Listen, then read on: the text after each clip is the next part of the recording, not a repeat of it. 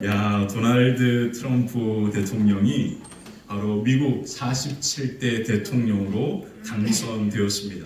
우리가 잘 아는 것처럼 대통령 선거 유세 가운데 총을 맞았잖아요. 귀를 스치는 총인데 조금만 1mm만 살짝 옆으로 왔어도 머리를 관통할 수도 있는 정말로 아주 위험한 상황에 초래가 됐던 사건이 있었습니다. 우리가 잘 아는 것처럼 그 총을 맞고 쓰러졌다가 다시 일어나면서 손을 번쩍 들고 파이트! 이렇게 싸우자! 이렇게 하는 그 사진 제가 저런 사진이 저렇게 역사적인 사진으로 우리가 저것을 기억하고 있죠. 그때만 해도 정말로 트럼프가 대통령에 당선이 되는 것 같은 그러한 분위기였습니다. 근데 갑자기 바이든이 사퇴를 하고 카멜라 해리스가 대통령 후보로 나오면서 완전히 분위기가 정반대 방향으로 흘러가기 시작한 거예요. 그래서 마지막까지 투표가 되고 개표가 되는 그 순간까지 많은 사람들은 뭐라고 이야기했냐면 면도날 같은 차이밖에 일어나지 않겠다라고 그렇게 예상을 했습니다. 근데 어떻게 됐습니까? 정말로 너무너무 싱겁게 끝나는 거예요. 그래서 도널드 트럼프가 정말로 다시 컴백해서 대통령이 되었습니다. 우리는 도널드 트럼프가 이렇게 막 멋진 제스처를 취하고 막 그 위기 가운데서 일어나서 이겼다라고 그렇게 생각하지만 많은 선거를 분석하는 사람들의 분석은 전혀 다른 분석을 하고 있습니다. 도널드 트럼프가 대통령에 당선된 이유는 먹고 사는 문제 때문이다라고 얘기합니다. 미국이요, 지금 인플레이션 때문에 엄청나게 기름값이 오르고요. 그리고 사람들이 금리가 올라가지고 미국은 집을 장만하려면 바로 은행의 모기지라고 하는 것을 쓰는데 그 모기지 금리가 거의 2배 이상이 올라가 버리니까 감당을 할 수 없는 거예요. 근데 금리가 오르고 기름값이 오르는 이유는 딱 두 가지입니다. 바로 전쟁 때문에 그렇습니다. 물가가 오른 이유는 뭐냐면 우크라이나 전쟁 때문이고, 그리고 기름값이 오른 이유는 이스라엘과 팔레스타인의 전쟁 때문입니다. 만약 바이든이 이 전쟁을 끝냈다면 트럼프는 대통령으로 당선될 수 없었어요. 근데 이 전쟁이 벌써 몇 년이 지나도록 끝나지가 않습니다. 근데 도널드 트럼프가 뭐라고 이야기합니까? 내가 대통령이 되면 24시간 안에 이 전쟁들을 끝내버리겠다. 그게 그의 공약 중에 하나였어요. 그러면서 트럼프가 뭐를 슬로건으로 외쳤냐면 마가라고 외칩니다. 마가복음 할 때 마가가 아니고요. 이 마가라고 하는 건 뭐냐면 미국을 다시 위대하게 만들자라는 뜻이에요. 이 마가라고 하는 구호를 가지고 그렇게 트럼프가 선거 유세를 했는데, 이 구호는 2016년에 트럼프가 첫 번째 대통령이 될 때 썼던 구호입니다. 이 마가, 미국을 다시 위대하게 만들자라고 하는 이 구호 아래 사람들이 모였고, 그리고 트럼프가 말도 안 되게 당선이 된 거예요. 자, 그래서 이와 같은 일들이 일어났습니다. 그리고 나서 정말로 트럼프가 미국을 위대하게 만들었느냐? 사람들의 이야기는 전혀 다른 이야기를 합니다. 그래서 트럼프가 한 번하고 두 번째 당연히 되어야 하는데 그가 대통령에 떨어진 거예요. 그리고 바이든이 된 겁니다. 자, 이 구호는 원래 공화당의 선거 정책입니다. 정치적인 정책이 당에 있는데 이 공화당이 정책 방향이 바로 이 마가, 바로 미국을 위대하게 만들자라는 거예요. 이미 트럼프 이전에 레이건이라고 하는 대통령이 이 구호를 가지고 대통령에 당선이 되었습니다. 그래서 공화당이 바로 그들의 정책이 가는 방향이 뭐냐면 미국을 위대하게 만드는 거예요. 미국을 위대하게 만드는 그 공화당의 정책의 뿌리가 어디냐면 바로 청교도입니다. 청교도가 신앙의 자유를 찾아 미국으로 가서 우리 신앙생활 열심히 하면서 여기서 잘 살자, 이게 아니었어요. 우리가 그곳에서 하나님의 말씀대로 나라를 세우자. 그게 바로 미국의 시작이 되었거든요. 그러니까 공화당의 정책은 깊이 그 뿌리를 찾아보면 이와 같은 기독교적인 가치관 가운데 정책의 뿌리를 두고 있습니다. 근데 문제는 뭐냐면 트럼프가 이 마다라고 하는 구호를 다시 미국을 위대하게 만들자라고 이야기하면서 누구를 대통령 시켜줘야 돼? 자기를 대통령 시켜주면 내가 미국을 위대하게 만들겠다라고 하는 의미로 해석할 수도 있는 거예요. 그래서 이것은 정말로 위험한 문제이기도 하다라는 분석입니다. 그래서 우리는 미국을 위해서 기도해야 합니다. 왜 그러냐면 미국이 기침하면 우리는 몸살에 걸리거든요. 정말 무서운 거예요. 여러분, 지금 미국이 이와 같은 급변하는 상황 속에 있을 때 지금 한국은 어떤지 아십니까? 모든 기업들이 모든 활동하는 모든 계획들을 다 스톱시켰습니다. 그러면 그 기업뿐만 아니라 그 기업 아래 사람, 내가 미국 아닙니다. 미국이 재채기만 하면 우리는 코로나에 걸릴 정도로 미국에 많은 의존을 하고 있습니다. 그리고 어떤 일이 일어날지 아무도 모르는 상황 속에 있어요. 그래서 우리는 지금 더 이 나라의 민족을 위해서, 바로 미국을 위해서 한 번쯤 기도할 필요가 있는 겁니다. 만약 트럼프가 내가 대통령이 돼서 내가 미국을 위대하게 만들게라고 이런 착각 속에서 일을 한다면 지금 미국은 엄청난 위기 가운데 처해 있는 겁니다. 그만큼 이 말은 무서운 의미가 있는 거죠. 무엇인가를 위대하게 하는 것은 사람이 하는 일이 아닙니다. 모든 일을 위대하고 그 일을 이루시는 분은 단 한 분, 누구밖에 없습니까? 하나님밖에 없거든요. 오직 하나님만이 위대한 일을 이루시고 성취하시는 유일하신 하나님인 줄 믿습니다. 그래서 예레미야 33장에 하나님이 어떤 분이신가에 대하여 하나님은 예레미야에게 이렇게 말씀하셨습니다. 우리 그 말씀 같이 한번 읽어볼까? 함께 읽겠습니다. 시작. 이를 행하시는 여호와, 그것을 만들며 성취하시는 여호와, 그의 이름을 여호와라 하는 이가 이와 같이 이르시도다. 하나님이 어떤 분이시라고요? 일을 행하시는 여호와, 그리고 그것을 만들며 성취하시는 분이 누구라고요? 하나님이다. 그러므로 너희는 이렇게 해라. 3절입니다. 한번 읽어볼까요? 시작. 너는 내게 부르짖으라. 내가 내게 응답하겠고 내가 알지 못하는 크고 은밀한 일을 내게 보이리라. 아멘. 하나님께서 일을 행하시고 그것을 만들고 성취하는 분이시기 때문에 우리가 해야 할 것은 무엇입니까? 그 하나님 앞에 기도하는 겁니다. 오늘 우리가 하나님 앞에 기도하면 하나님께서 뭐 하시고? 응답하시고 우리가 알지 못하는 크고 은밀한 하나님의 위대한 역사와 그 은혜가 오늘 저와 여러분 가운데 임하게 될 줄 믿습니다.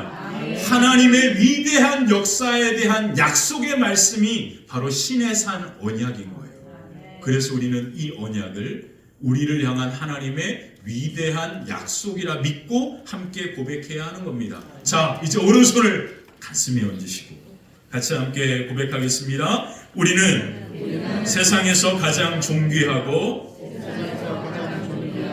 보배로운 하나님의 소유입니다. 우리는 하나님의 제사장 나라, 거룩한 백성입니다.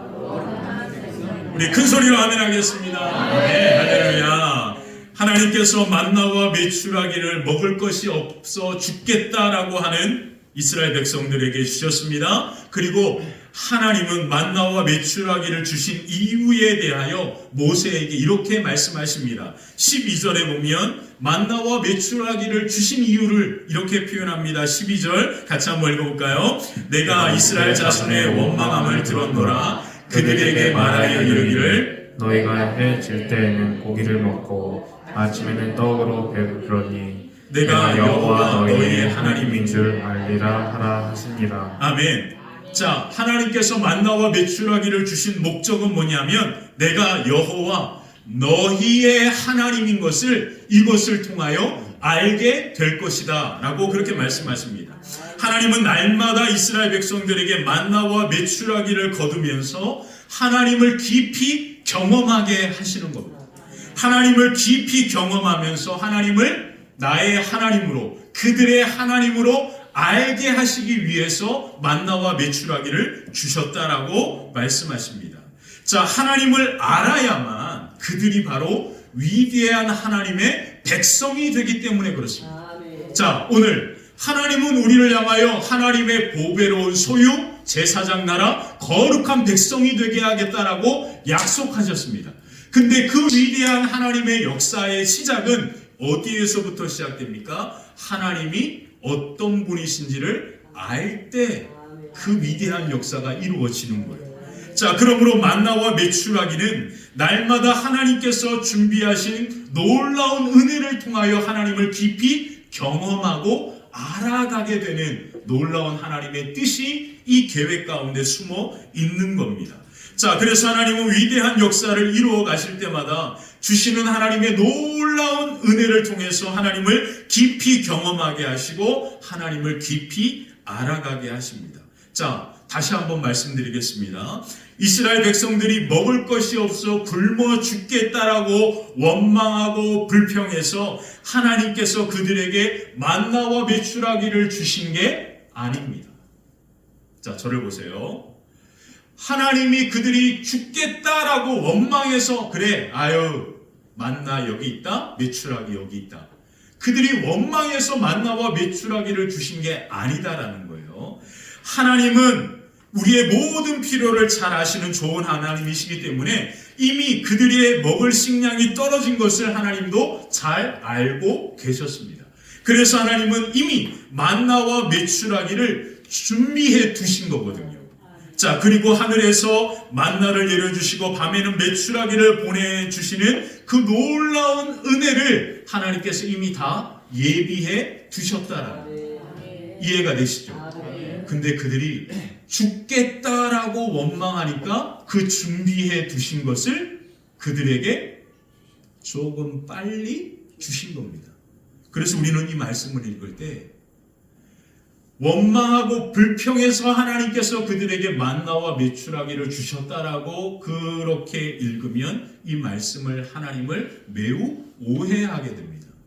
그래서 많은 성도들은 하나님 앞에 자기가 원하는 것이 이루어질 때까지 그렇게 뭐하죠? 그잖아요.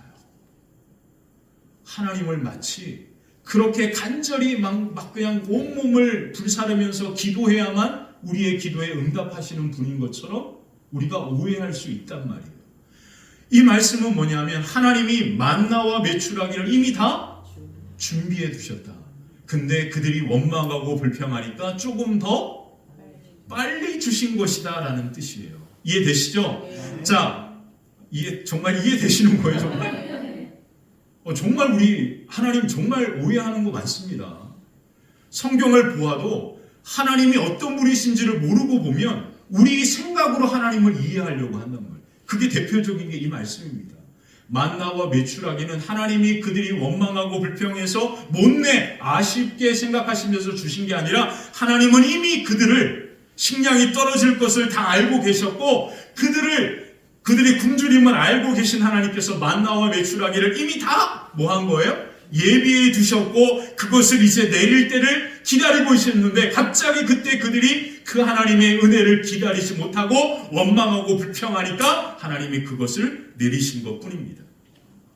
자, 반복하지 않을게요. 더 이상 설명하지 않지 이해하리라 저는 믿습니다. 자, 그래서 하나님께서 만나와 메추라기를 주신 겁니다. 자, 그래서 만나와 메추라기를 통해서 하나님은 그들에게 무엇을 원하고 계셨습니까? 날마다 그 만나와 메추라기를 거두고 먹음을 통하여 하나님께서 우리를 먹이시고 입히시는 놀라운 은혜를 경험하게 하시고 하나님이 그와 같은 분이신 것을 깊이 알아가게 하시기 위해서 이 일들을 이루어 가셨다라고 말합니다. 자, 하나님께서 만나와 메추라기를 준비하시는 그 놀라운 하나님인 것을 아브라함은 창세기 22장에 뭐라고 이야기합니까? 여호와 이레라 표현했잖아요. 하나님의 산에서 뭐 하신다? 준비될 것이다. 하나님께서 친히 모든 것을 다 준비해 주신다. 그 하나님을 아브라함이 그렇게 여호와 이레의 하나님으로 고백합니다. 그러므로 우리가 믿는 하나님은 우리가 먹고 사는 문제를 가볍게 생각하시는 분이 아닙니다. 우리의 삶의 모든 필요를 아시는 하나님께서 여호와 이레 먼저 준비하시는 우리의 좋은 아버지 하나님이 되시는 줄 믿습니다. 아멘.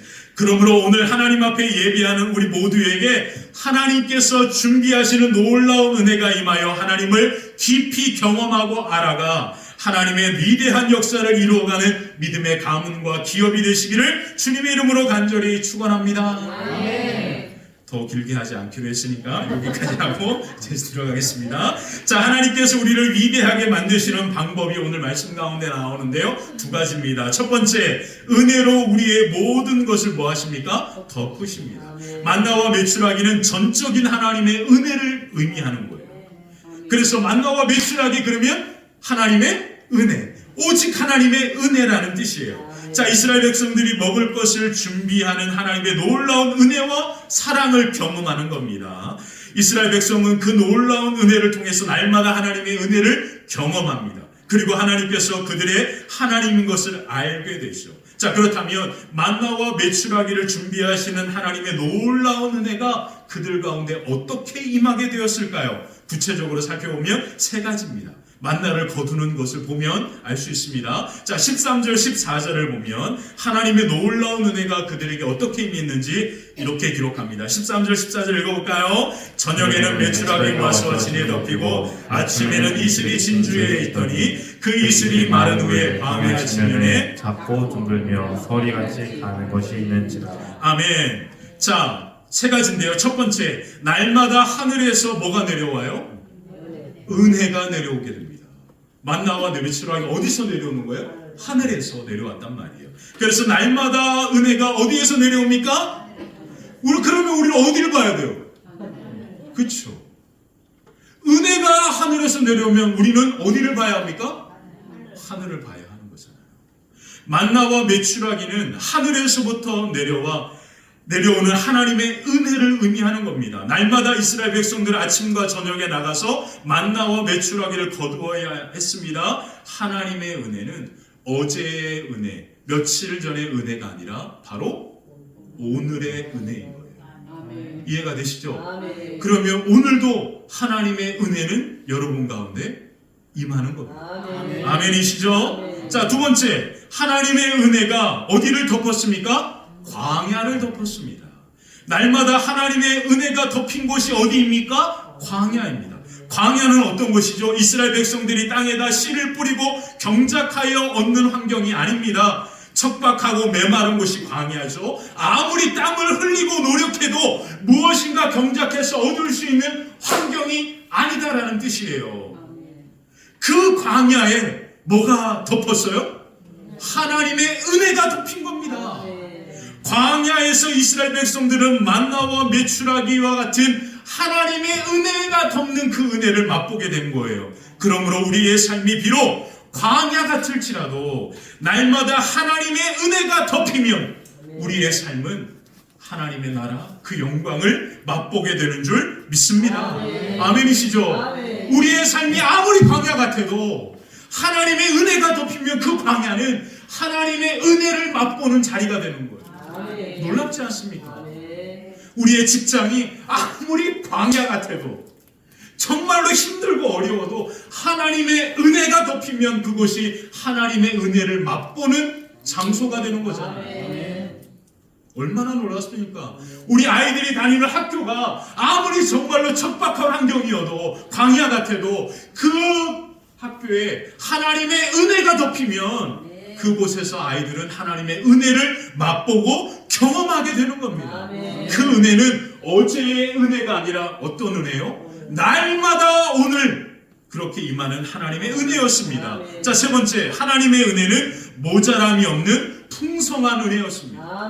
하나님께서 주시는 은혜는요, 딱 그렇게 이렇게 생각하십니까? 아닙니다. 하나님의 은혜는 넘치고도 흘러 넘치는 은혜입니다. 그것을 풍성하다 표현하는 거예요. 자, 18절에 보면 뭐라고 이야기합니까? 18절 같이 한번 읽어볼까요? 오멜로 베어본즉 많이 거둔 자도 남음이 없고 적게 거둔 자도 부족함이 없이 각 사람은 먹을 만큼만 거두었더라. 저는 이 말씀에 가장 은혜가 되는 게 각 사람들이 필요한 만큼 그들이 원하는 만큼 그리고 더 거두니까 그거 남는 것조차 그러니까 하나님의 은혜는 절대 딱 그만큼 아닙니다.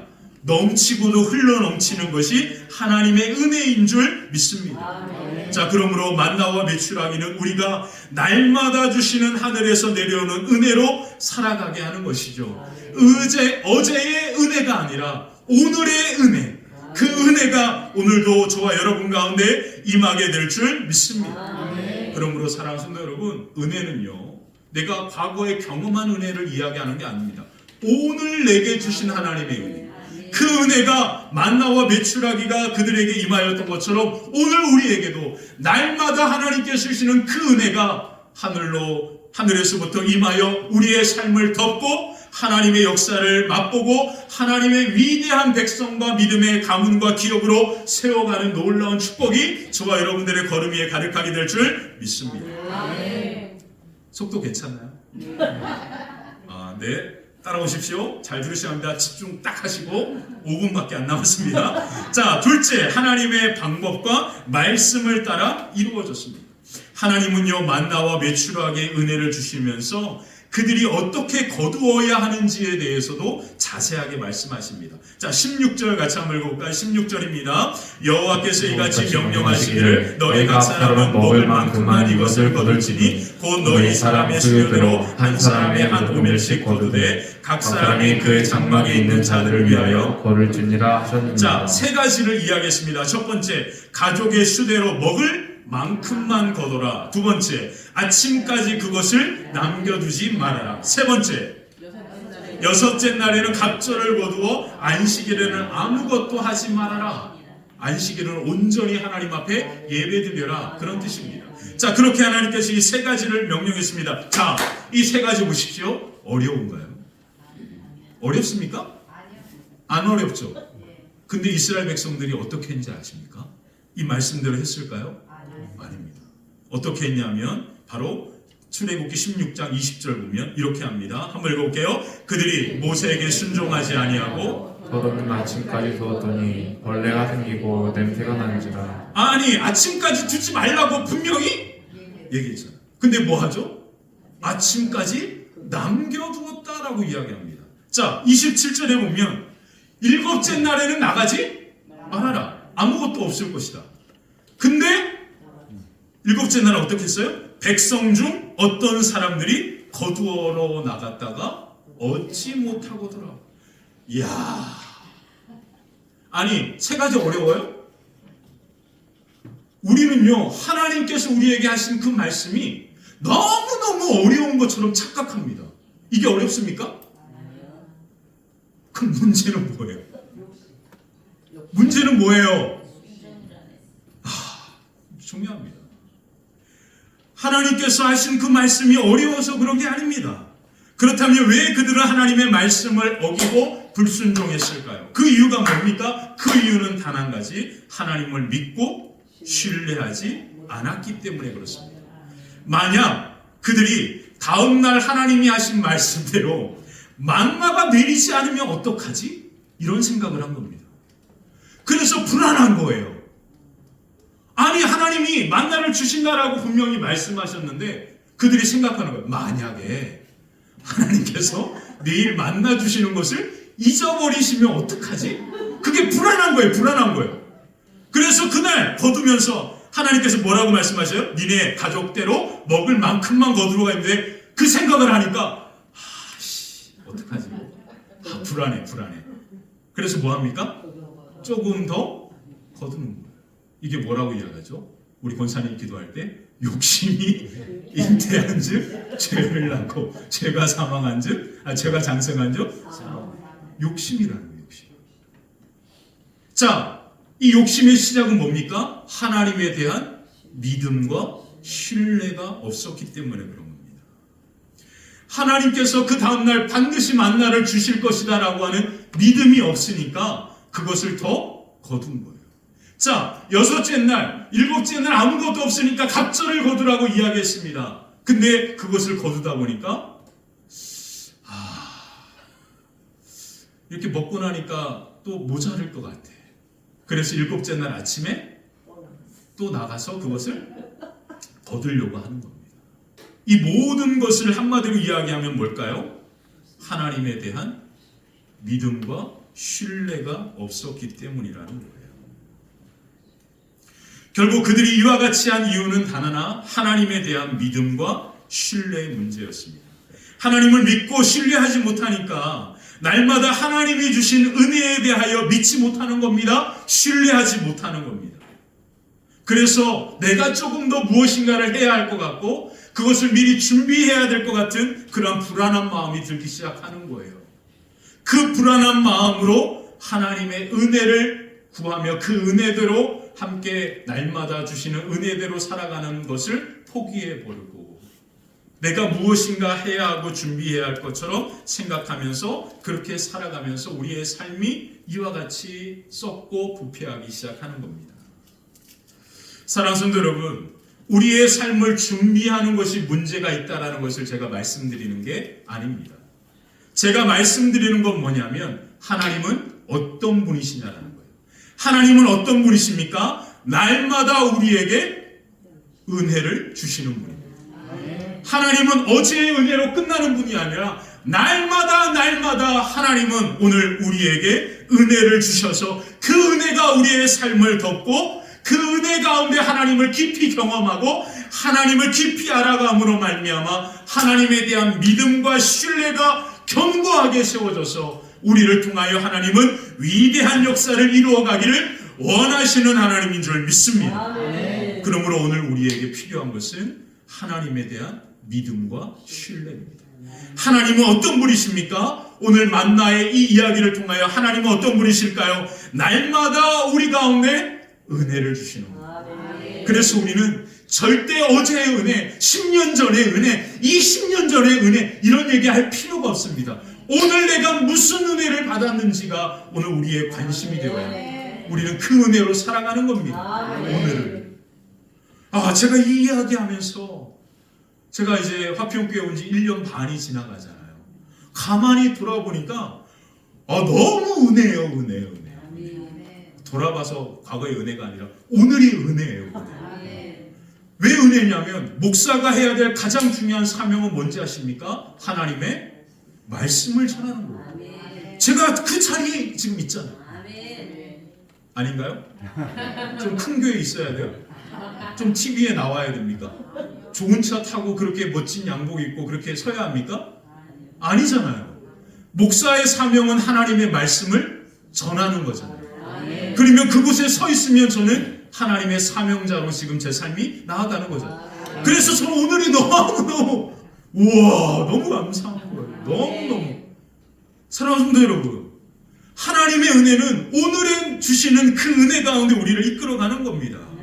그러므로 오늘 그 은혜가 저와 여러분 가운데 임하고 그 은혜 가운데 하나님을 깊이 경험하고 하나님을 만나는 그 놀라운 역사가 아름답게 임하게 될 줄 믿습니다. 아멘. 자, 이 말씀 가운데 예수님께서 요한복음 6장에 보면 바로 오병이어의 그 사건을 이야기합니다.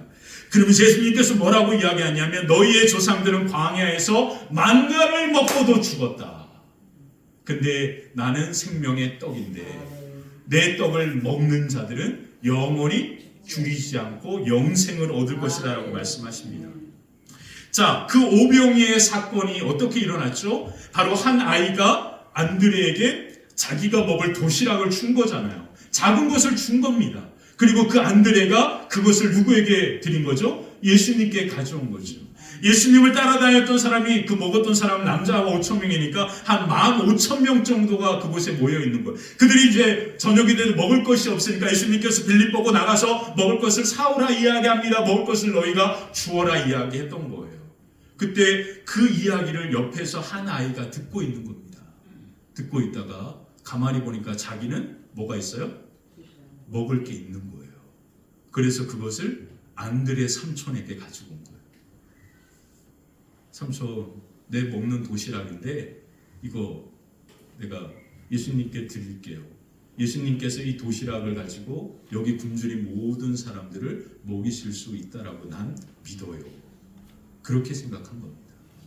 안드레가 그 아이의 도시락을 뺏어서 예수님 여기 있습니다 이런 게 아니고요. 그 아이가 그 이야기를 듣다가 나는 먹을 게 있으니까 그것을 가지고 예수님께 드리면 예수님께서 반드시 그것을 가지고 이 줄인 모든 사람들을 먹이실 것이다 라고 하는 믿음이 있었던 거예요. 그래서 그것을 삼촌 안드레에게 드린 겁니다. 조카가 아니고요. 삼촌이라 표현하잖아요. 삼촌 안드레에게 드렸더니 안드레가 그것을 가지고 예수님께 가지고 온 거예요. 그리고 예수님께서 그것을 그 믿음을 받으시고 그 믿음을 가지고 하늘을 우러러 축사하시고 그걸 제자들에게 나눠주니까 그 제자들이 그것을 깨어서 사람들에게 주니까 그 작은 물고기 2마리와 보리떡 5개로 그곳에 있었던 모든 사람들이 어떻게 됐습니까? 그들이 원하는 대로 배불리 먹고도 남았다라고 얘기하잖아요. 그러면서 예수님께서 요한복음 6장 35절에 그 이야기 이후에 이런 말씀을 하십니다. 예수께서 이르시되 나는 생명의 떡이니 내게 오는 자는 결코 줄이지 아니할 것이고 나를 믿는 자는 영원히 목마르지 않을 거다. 자, 그때 그들이 뭐라고 이야기했냐면 예수님 우리가 해야 될 게 무엇입니까? 그렇게 물어봤을 때 예수님께서 그들을 향하여 뭐라고 말씀하시면 이렇게 이야기합니다. 요한복음 6장 29절에 보면 하나님께서 보내신 일을 믿는 것이 하나님의 일이다. 너희가 해야 할 것은 하나님과 예수 그리스도를 믿는 것이다. 믿고 신뢰하는 자는 뭐 한다고요? 결코 죽지 아니하고 영원한 생명을 얻을 것이다라고 예수님께서 말씀하시잖아요. 그러므로 오늘 우리가 해야 할 것은 단 하나, 하나님을 믿고 신뢰하는 것뿐입니다. 하나님은 어떤 하나님이시죠? 날마다 우리에게 은혜를 주시는 거예요. 그 하나님을 믿고 신뢰할 때 그 아이의 작은 믿음 위에 놀라운 역사가 일어나게 되었던 것처럼 하나님의 그 놀라운 역사가 저와 여러분들을 통하여 여러분들의 삶과 가정 위에 하늘의 은혜가 덮이고 하나님의 위대한 믿음의 가문과 기업으로 아름답게 세워지게 되시기를 주님의 이름으로 간절히 축원합니다. 우리가 찬양하고 기도하겠습니다.